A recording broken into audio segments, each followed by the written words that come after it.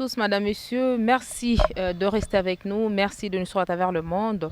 Votre magazine Environnement ce soir va parler des énergies, une question qui vous concerne parce que pour le moment, au regard des enjeux climatiques, nous parlons de la transition énergétique. Alors, pour parler énergie en République démocratique du Congo, nous recevons ce soir monsieur Idriss Moufouka, expert dans ce domaine depuis plus de 10 ans. Le portrait.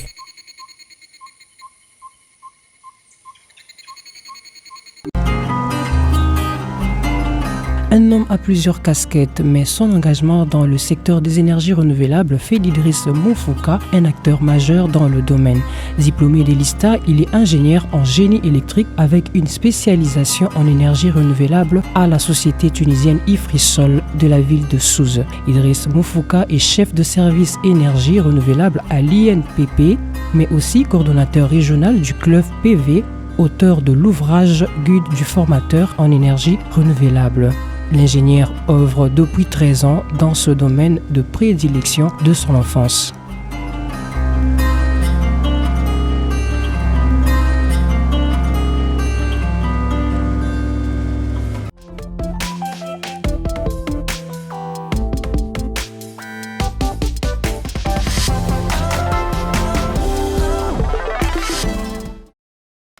Monsieur Idriss, bienvenue sur ce plateau écran vert.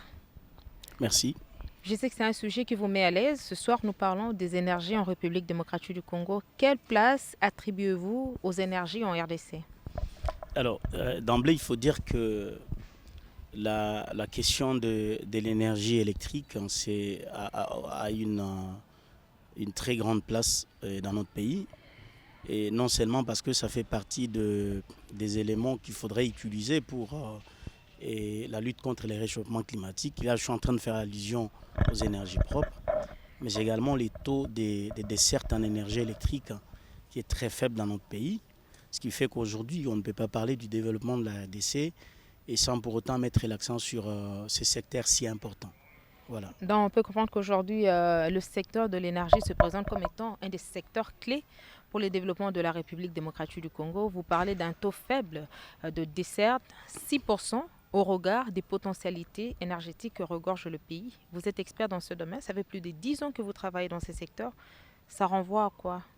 Alors, il faut dire que notre pays a connu quand même des progrès en termes de production parce que aujourd'hui, nous avons beaucoup de centrales hydroélectriques qui sont implantées par-ci, par-là à travers le pays.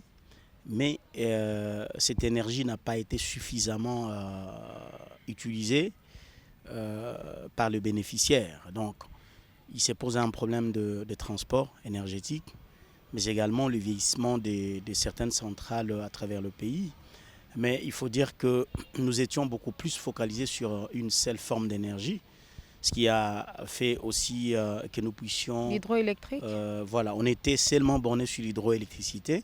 Et d'ailleurs, ce qui m'étonne jusqu'à aujourd'hui, le ministère des tutelles qui gère les secteurs de l'électricité, ça s'appelle ministère de ressources hydrauliques et électricité. Je me dis que ça pas, est-ce que ce n'est pas une mauvaise appellation? Pourquoi ces ministères doivent être appelés ministère des ressources hydrauliques par rapport à cette dénomination? C'est comme si le pays n'a que l'hydroélectricité. Et pourquoi ne pas appeler ces ministères ministère des ressources énergétiques? Tout court. Voilà, donc globaliser cette appellation, ça peut donner déjà un bon départ.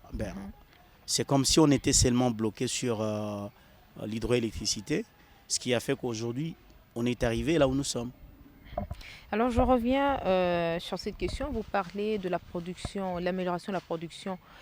Mais au regard du taux faible de desserte en énergie électrique, ça peut s'expliquer par quoi? Vous dites que ça posait un problème de transport. Mais comment vous nous parlez d'une amélioration, d'autant plus que la population n'en bénéficie pas, n'en tire pas profit? Alors, il faudrait que c'est vrai, il y a aussi la mauvaise gouvernance. Je ne vais pas entrer sur ce terrain, mais je vais rester scientifique. Je vous ai dit que l'accent était beaucoup plus mis sur une seule forme d'énergie électrique qui est l'hydroélectricité. Et pourtant, avec l'hydroélectricité aujourd'hui, il y a des endroits qu'on ne peut pas accéder, vu que c'est très loin. Mais par contre, si on avait diversifié d'autres sources d'énergie, on aurait dû augmenter les taux des dessertes en énergie électrique à travers le pays. Donc ça, c'est parmi les contraintes. Mais il faut dire aussi qu'avant la nouvelle loi d'électricité, ce secteur était aussi géré par une seule entreprise qui était la SNEL. Le monopole. Voilà, les monopoles. Alors ça ne pouvait pas vraiment aider le pays à très bien décoller dans ces domaines. Donc si je comprends bien, si je m'en tiens à vos propos, vous êtes pour la libéralisation du secteur. Évidemment. Et donc je suis d'accord pour la libéralisation du secteur, mais il faut dire quand même l'élaboration de cette loi n'était pas vraiment à la hauteur, parce que quand vous parcourez cette loi, vous allez voir que l'accent a été beaucoup plus mis que sur l'hydroélectricité. Dans cette loi, on ne parle même pas des autres énergies renouvelables telles que l'éolienne, l'énergie solaire. Mais s'il faut aussi comparer l'éolienne, il faut comparer les solaires aujourd'hui face à l'hydroélectricité. Quelle est l'énergie qui se place au-dessus des autres énergies aujourd'hui? Alors, il faut dire qu'il est vrai que l'hydroélectricité fait partie de vieilles énergies renouvelables. Et avec l'hydroélectricité, on peut produire beaucoup. Ça, c'est important. Mais écoutez, même les pays les plus avancés dans ces secteurs, ils sont en train de recourir vers les énergies, d'autres énergies propres. Et entre autres, l'énergie solaire, la biomasse et puis l'énergie éolienne. Alors, lorsqu'on regarde la situation géographique de notre pays, s'atteler que sur l'hydroélectricité, ça serait très compliqué d'augmenter les taux de desserte en énergie électrique. Je prends un exemple typique. Pour prendre le courant, l'électricité, par exemple, du Congo central jusqu'au niveau de Mbandaka, c'est très compliqué. Rien que le transport, et vous allez dépenser des milliers de dollars, mais par contre, implanter des microcentrales solaires dans ces milliers avec les degrés d'ensoleillement qui regorgent notre pays, et ça serait des moyens très pratiques et très fiables. Donc je suis d'accord pour la libéralisation du secteur de l'électricité, mais il faudrait que le législateur revoie ou révise encore cette loi pour ajouter d'autres formes des énergies renouvelables. Des énergies renouvelables, je vous ai dit que ce soir nous parlons des énergies. Une question qui vous concerne aussi au regard des enjeux climatiques. Nous allons prendre la rubrique Éco-découverte. On se retrouve juste après.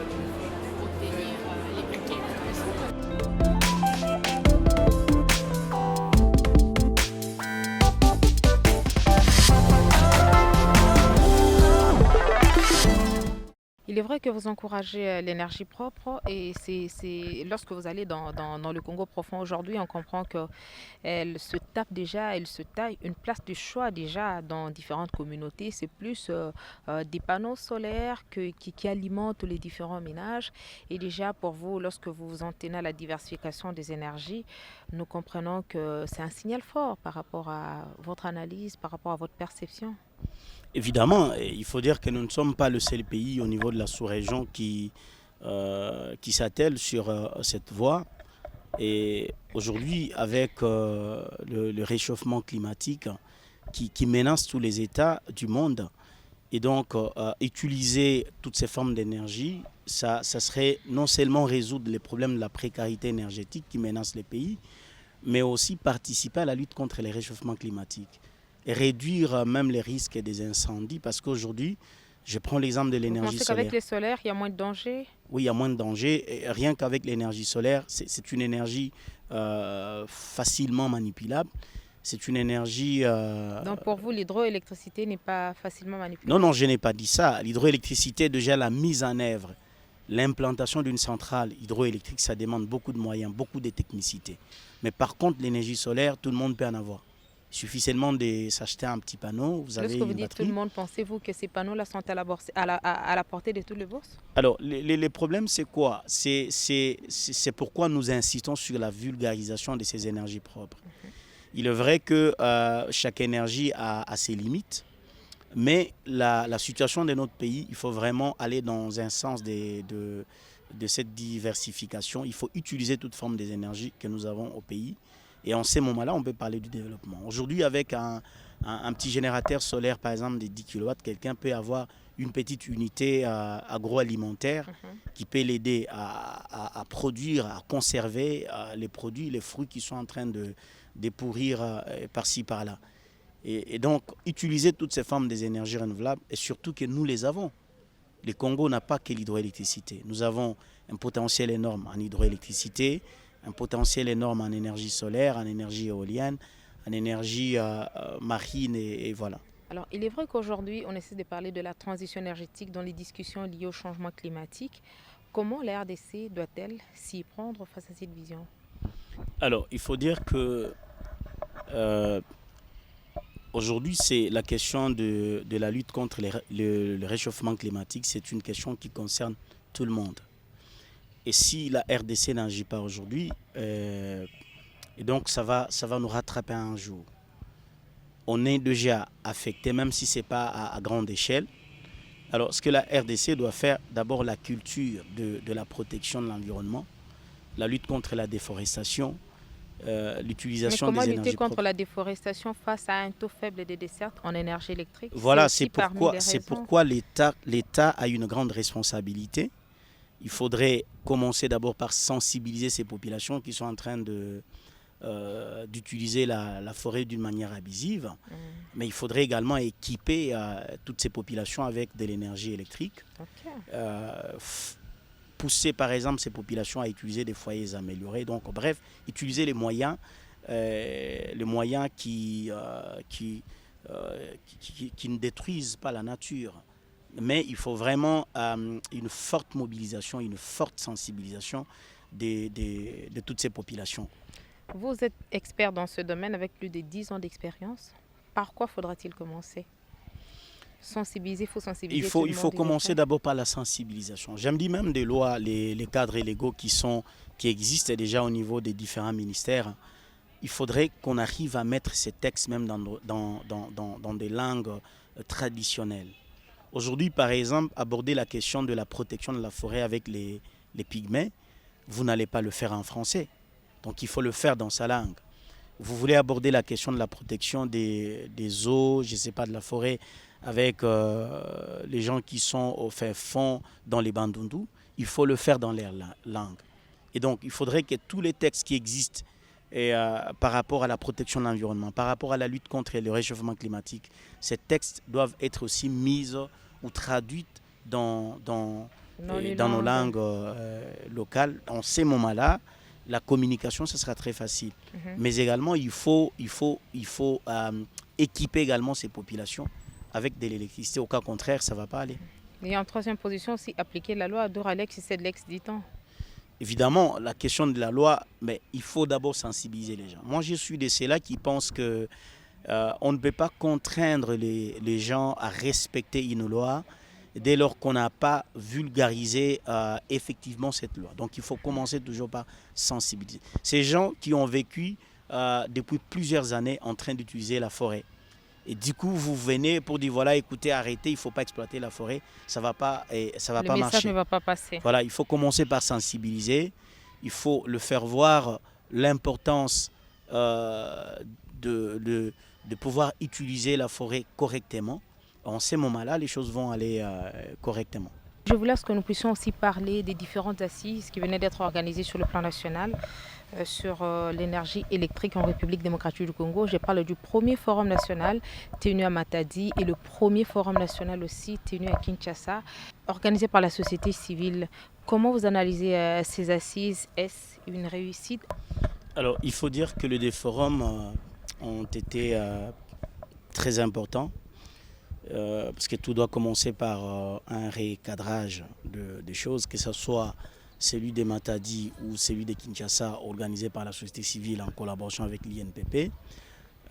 l'objectif était de redresser, donc de rédiger un plaidoyer qui va faire en sorte que le gouvernement actuel puisse faire quelque chose par rapport à l'augmentation du taux des dessertes en énergie électrique. Mais si déjà Mais il y a un également, plaidoyer, excusez-moi, si oui, déjà allez-y. la société civile s'en tient à un plaidoyer, c'est qu'il y a eu des failles quelque part. Donc les assises de Matadi n'ont pas produit des résultats escomptés.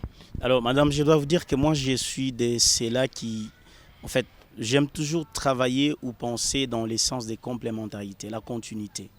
Vous n'allez pas me dire que tout ce qui s'est passé à Matadi, c'était que du chaos. Non. C'est vrai qu'il y a eu de faiblesses, mais également il y a eu de forces. Et il faudrait qu'on mette Et l'accent parmi les beaucoup points plus. forts, par exemple, Parmi les points forts, c'est un forum qui a donné l'impulsion. Par exemple, sur la mise en place des acteurs de l'autorité de régulation du secteur de l'électricité, mais aussi des lanceurs.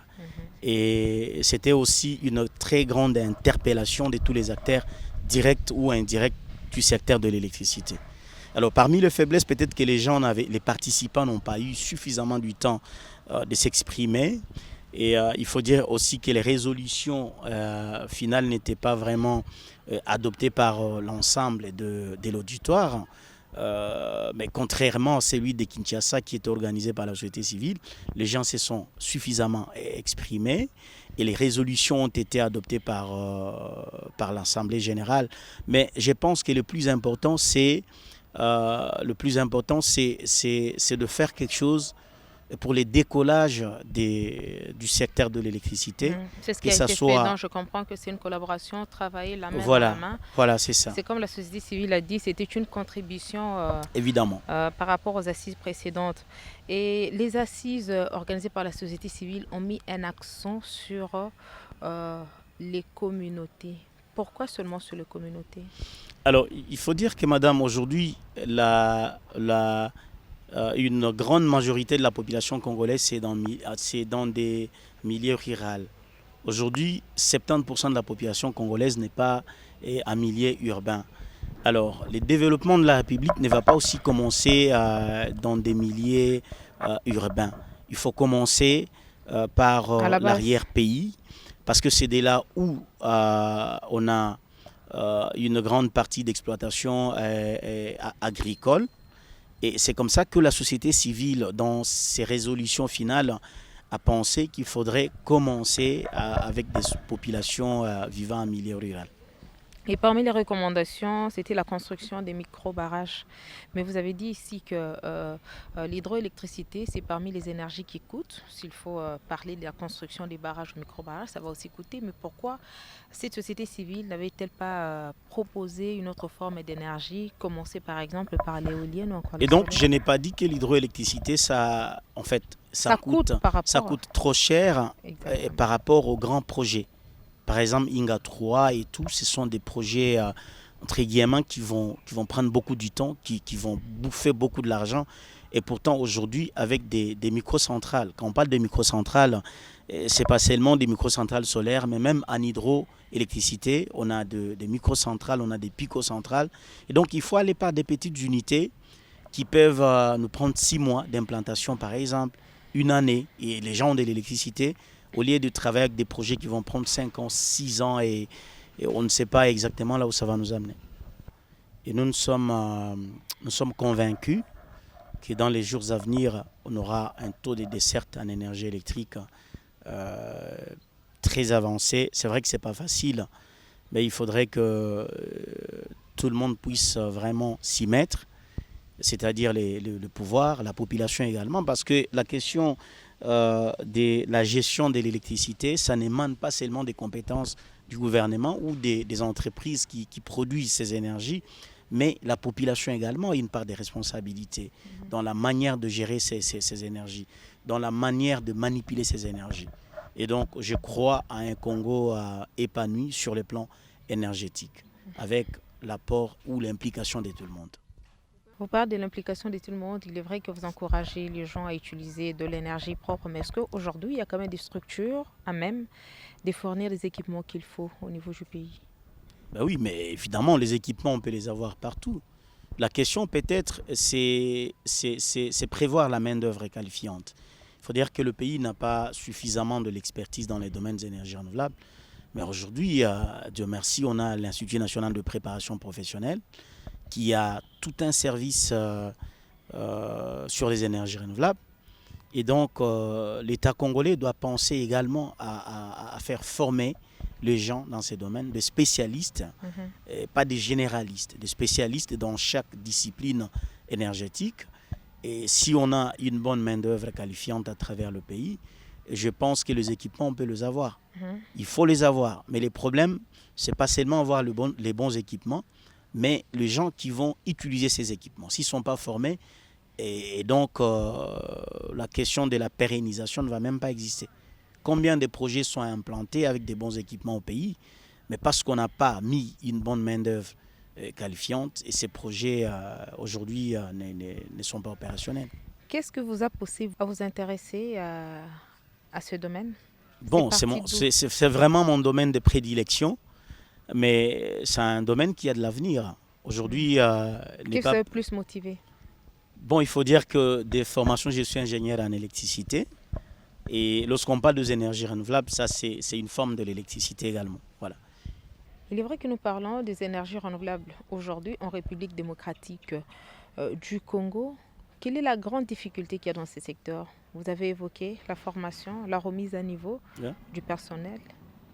Oui, évidemment, il y a, au-delà de la main-d'œuvre qu'il faudrait mettre en place, et je vous ai dit la question de la bonne gouvernance et la question de la gestion des projets. Et lorsque ces projets sont conçus, il faudrait vraiment un mécanisme de suivi pour arriver à une mise en œuvre effective. C'est ce qui est important. C'est pourquoi je vous ai dit que l'augmentation du taux de desserte énergétique dans notre pays, c'est une question qui concerne tout le monde. Donc, y compris le gouvernement, les populations. Aujourd'hui, il y a des gens qui volent des panneaux solaires qui sont implantés dans leur communauté. Et donc, ils n'ont pas contribué à la pérennisation de ces projets. Vous êtes initiateur au niveau régional d'un club des énergies renouvelables. C'est quoi l'idée derrière? Alors, il faut dire que je suis, évidemment, trop de casquettes. Je suis coordonnateur régional d'une association panafricaine qui s'appelle Club PV. C'est une synergie des professionnels de métiers dans le cadre des énergies renouvelables qui est dirigée par 3 pays. Il y a la tête, il y a la RDC, il y a le Congo-Brazza, il y a l'Ouganda. Et l'objectif, c'est de travailler ensemble. Donc l'Afrique, ce n'est pas seulement la RDC. La question de la précarité énergétique, c'est une question qui ronge presque toute la sous-région, qui ronge toute l'Afrique. Et nous avons pensé que si aujourd'hui le Congo a des compétences dans ces domaines, nous avons des pays tels que la Côte d'Ivoire qui n'a pas de compétences dans le cas des énergies renouvelables. Il y a beaucoup de pays. Et l'objectif pour nous avec cette synergie, c'est de remonter les niveaux des techniciens dans ces différents pays et dire aussi à l'Occident que les Africains, aujourd'hui, nous pouvons nous mettre debout et travailler également pour le bien-être de notre continent. Monsieur Idriss Moufouka, nous vous disons merci d'avoir disponibilisé de votre temps pour échanger avec nous ce soir. Nous avons parlé des énergies renouvelables en République démocratique du Congo. Y a-t-il un aspect des choses que nous n'avons pas pu aborder durant notre entretien qui aimerait bien être vulgarisé? Alors, ce que je dois demander d'abord à la population congolaise, c'est de prendre conscience que le développement de notre pays, ce n'est pas seulement, ou ça ne concerne pas seulement ceux qui sont au pouvoir. Et donc, chacun de nous, là où il est, par rapport à la responsabilité qu'il a, vous pouvez faire quelque chose pour le développement de ces pays. Et concernant les énergies renouvelables, j'invite la population congolaise à miter vers ces énergies. Ces énergies vont nous rendre autonomes, ces énergies vont nous aider à conserver, à produire, à faire beaucoup de choses. Et ces énergies vont nous aider également à protéger notre environnement. Aux techniciens congolais, n'hésitez pas d'apprendre. N'hésitez pas d'apprendre. Vous pouvez aller à l'UNPP. Aujourd'hui, l'UNPP dans toutes les provinces du pays.